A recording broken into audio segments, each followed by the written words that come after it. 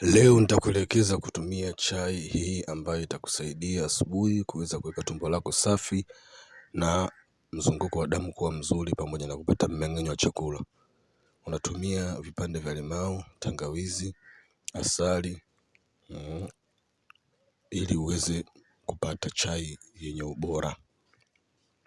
Unaweza kuweka majani ya chai kama una majani ya chai, lakini yawe ya asili ndio itakuwa bora zaidi kwa kutumia asubuhi tu. Faida ya chai hii ni kuweka damu ikiwa katika mzunguko mzuri na mwepesi, na vile vile kuweza kupata mmeng'enyo wa chakula na kuondoa maumivu ya tumbo, gesi pamoja na kiungulia. Unaweza ukaitumia asubuhi tu kwa sababu si lazima ule na mikate au mandazi. Ukitumia asubuhi hii peke yake tumbo lako litakaa sawa, na vile vile kabla ya kulala au jioni unaweza kutumia kuongeza kidogo na pilipili manga ikawa ni nzuri zaidi kwa kutumia.